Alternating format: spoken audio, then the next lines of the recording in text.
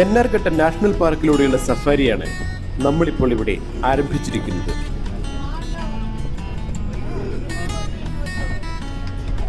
നമ്മളിപ്പോൾ ബെന്നാർഘട്ട നാഷണൽ പാർക്കിന്റെ ഉള്ളിലേക്ക് പ്രവേശിച്ചിരിക്കുകയാണ്.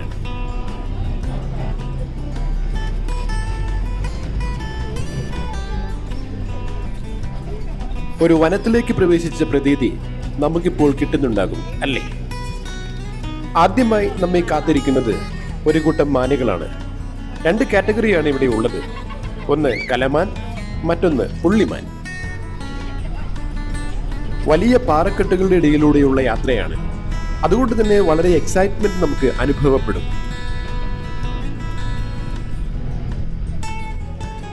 അതാ ഇറങ്ങി വരുന്നു ഒരു കൊമ്പൻ.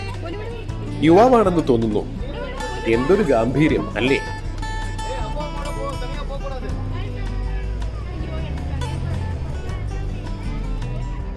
ഒരു കരടിക്കുട്ടൻ. അവനൽപ്പം റെസ്റ്റ്ലെസ് ആണ്. ഇതാ വേറൊരുത്തൻ. അവൻ എന്തോ പരതുകയാണ്. മനോഹരമായ ഒരു തടാകം. ഒന്ന് നീന്തി കുളിക്കാൻ തോന്നുന്നു. അമ്പോ, വല്ല മുതലയോ ചീങ്കണ്ടിയൊക്കെയോ ഉണ്ടെങ്കിൽ പണി പാളും. വാവ്, ഇതാരാണ്? കാട്ടിലെ രാജാവ്. ഇതൊരു സിംഹിയാണ്, പെൺസിംഹം. അതാ രാജാവ് പിറകിൽ. എന്തൊരു ഗാംഭീര്യം! വണ്ടി മുന്നിലുള്ളതൊന്നും അവർക്കൊരു പ്രശ്നമല്ല.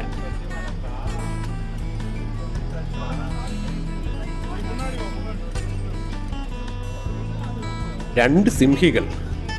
അവർ വളരെ രോഹിത്തിലാണെന്ന് തോന്നുന്നു. വാ പൊളിച്ച് നമ്മയൊക്കെ നോക്കുന്നുണ്ട്. ദൈവമേ, വണ്ടി എങ്ങാനും ആക്രമിക്കുമോ? വളരെ മനോഹരമാണ് ഈ സഫാരി കേട്ടോ. ഈ കാട്ടിലൂടെയുള്ള യാത്ര. ഈ യാത്രക്കിടയിൽ ഇവിടുത്തെ വിശേഷങ്ങളൊക്കെ ഡ്രൈവർ നമുക്ക് പറഞ്ഞു നൽകുന്നുമുണ്ട്.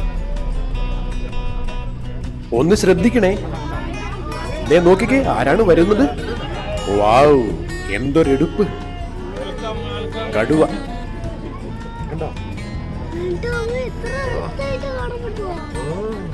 അവന്റെ നടപ്പ്. അവനിപ്പോൾ ഒരു പണി കാണിക്കുന്നുണ്ട്. നോക്കിക്കോട്ടോ. ഇങ്ങനെയാണ് അവർ അതിർത്തി മാർക്ക് ചെയ്യുന്നത്. ആ യാത്ര ഈ കാട്ടിലൂടെ പുരോഗമിക്കുകയാണ്. ഒന്ന് രണ്ട് കാര്യങ്ങൾ നിങ്ങളുടെ അറിവിലേക്കായി പറയട്ടെ. ബെന്നാർഘട്ടയിൽ സഫാരിക്ക് വരുമ്പോൾ നേരത്തെ വരിക. ഒരു 9-9:30 കൂടി വരിക. നിങ്ങൾ സഫാരിക്കായി തിരഞ്ഞെടുക്കേണ്ടത് AC ബസ്സാണ്. നോൺ AC ബസ് അവൈലബിൾ ആണ്, ജീപ്പ് അവൈലബിൾ ആണ്.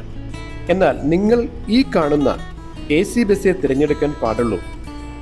എങ്കിൽ മാത്രമേ കാഴ്ചകൾ നന്നായി കണ്ട് നിങ്ങൾക്ക് സഫാരി ആസ്വദിക്കാൻ കഴിയുകയുള്ളൂ.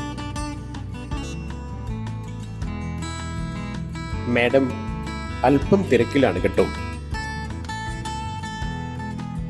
ഒരു കൊച്ചു ബോട്ട് സഫാരിയാണ് ഇത് കേട്ടോ. ഇത് റോവിംഗ് ബോട്ടാണ്. മറ്റ് ബോട്ടുകളും അവിടെ അവൈലബിൾ ആണ് കേട്ടോ. പെഡസ്റ്റൽ 2 പേർക്കും 4 പേർക്കും ഒക്കെ എടുത്ത് അതിലൂടെ ബോട്ട് സഫാരി തനിയെ നടത്താം.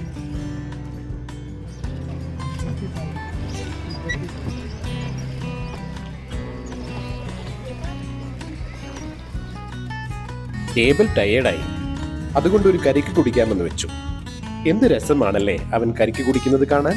ഈ ചേട്ടന്റെ ഒരു പ്രൊഫഷണലിസം ഭയങ്കരം തന്നെ. എത്ര കൃത്യമായിട്ടാണല്ലേ ഒറ്റ വീട്ടിന് ആ കരിക്കിനെ നമുക്ക് കുടിക്കാൻ പാകമാക്കി തരുന്നത്. ദേ നോക്കിക്കേ, ഇവിടെ ഒരു പരേഡ് നടക്കുകയാണ്. എത്ര മനോഹരമായ ഒരു കാഴ്ച അല്ലേ?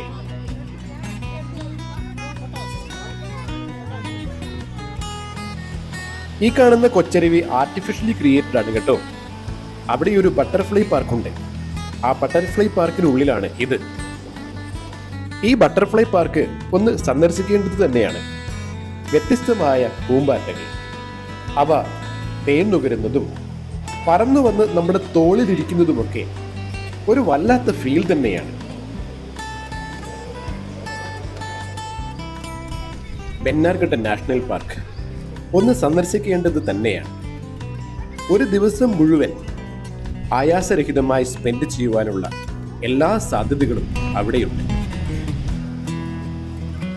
നിങ്ങൾ ബാംഗ്ലൂരിൽ താമസിക്കുന്ന ഒരാളാണെങ്കിൽ അഥവാ നിങ്ങൾ ബാംഗ്ലൂർ സന്ദർശിക്കുകയാണെങ്കിൽ നിശ്ചയമായിട്ടും ബെന്നാർഘട്ട നാഷണൽ പാർക്കിൽ പോയിരിക്കണം. ഞാൻ നേരത്തെ പറഞ്ഞതുപോലെ നിങ്ങൾ നേരത്തെ തന്നെ അവിടെ എത്തിയില്ലെങ്കിൽ ടിക്കറ്റ് കിട്ടാൻ ഇതുപോലെ വലിയ ക്യൂവിൽ നിൽക്കേണ്ടി വരും. നിങ്ങൾ ഈ കാണുന്നത് ഈ പാർക്കിന്റെ ഉള്ളിൽ തന്നെയുള്ള ഒരു ഫുഡ് സ്ട്രീറ്റ് ആണ്.